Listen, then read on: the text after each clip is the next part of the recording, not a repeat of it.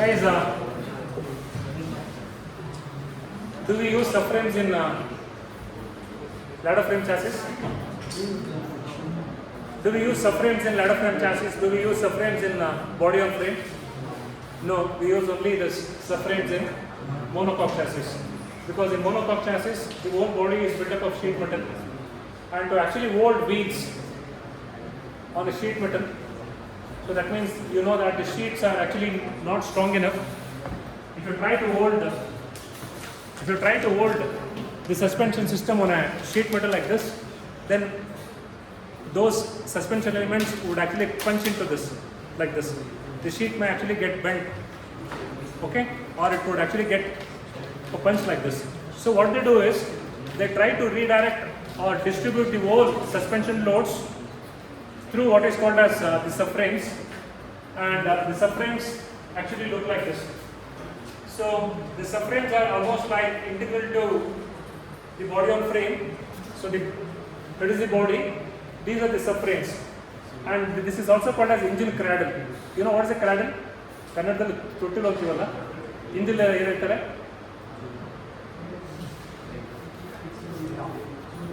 Jula. Okay, swing. Okay. Now it is like engine cradle. So where you actually mount the engine, and also you have the suspension systems attached, and onto this attachments, you see that these are actually rugged and slightly made up of slightly thicker sheet metal. Again, these are sheet metal. These are not casters.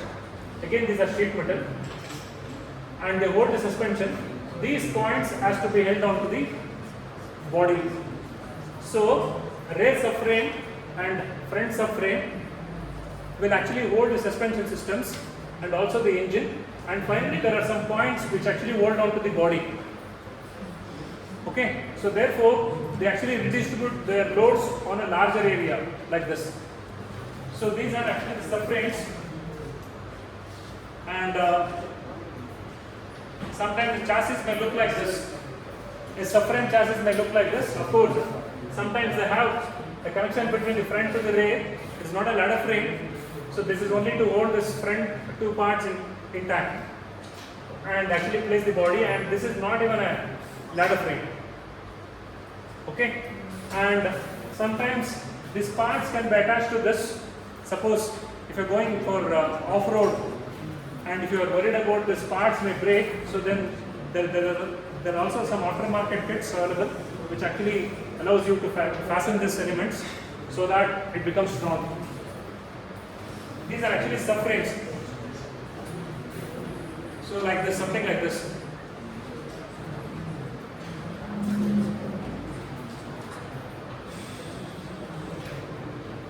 So these are the subframes here like this, which look like this. So you can have here, so this is the lower arm onto which the wheel is attached. So you can actually fix this. So these are the suspension systems. What is this, guys? I think SA guys should be able to knuckle, upright or the knuckle, which actually holds the wheel. Okay, this is the McPherson strut. So you can see that this part you can see that this part gets attached here. The lower arm gets attached, and onto this you will have the knuckle sitting onto this. So all the loads from the wheel are transferred onto the suspension, and the suspension transfers the load onto this subframe, and the subframe is held onto the body, which is the sheet metal. So what is the benefit of having a subframe, guys? What is the benefit? Why can't they make the body strong? One is that the whole body has to be made with the same sheet metal, which becomes heavy, and which parts of the body get corroded fast? The parts which are actually are exposed to dust and water, moisture. So these parts are below the car and they get exposed to dust, and this dust can accumulate in the small gaps here. So these will get rusted. Instead of replacing the whole body, you can actually replace this subframe. Okay, and in case of an accident, if all this, suppose in case of the accident, the wheel would actually come behind because the impact is so high. In that case, what you need to do is you need to replace with a new subframe, and those subframes actually hold the wheels and the alignment will be proper. Suppose if the body is holding the wheels, then after an accident, all the body points where it has to hold the wheels would have actually changed their position. Then it will be very difficult for you to do wheel alignment because the wheels would have been in different positions. So the subframes are actually saving you a lot of money when it comes to replacements like this. So this is the engine cradle and a subframe. So this is the control arm, or you can call it as the lower arm, something like this.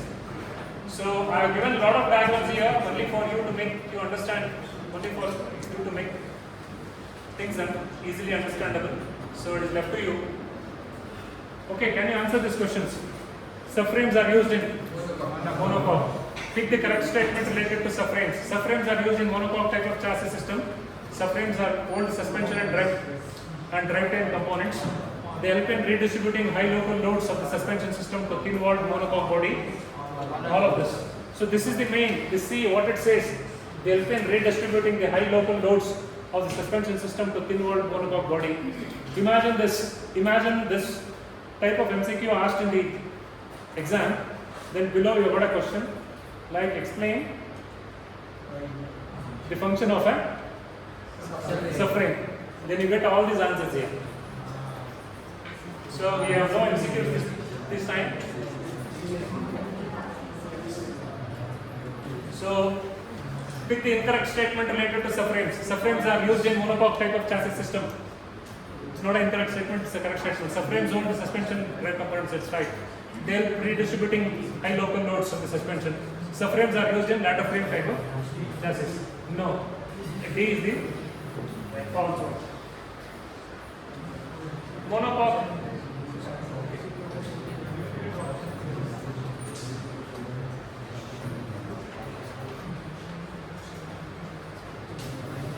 Usually most heavy duty vehicles such as trucks use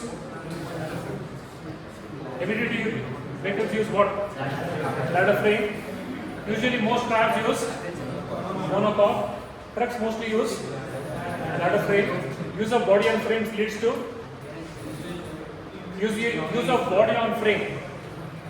Separate body on frame leads to increased flow rate of the chassis, increased torsional stiffness, minimizing the squeaking noise, rigid suspension on points for off-road use, all of this. So these are the answers for the benefits of body on frame.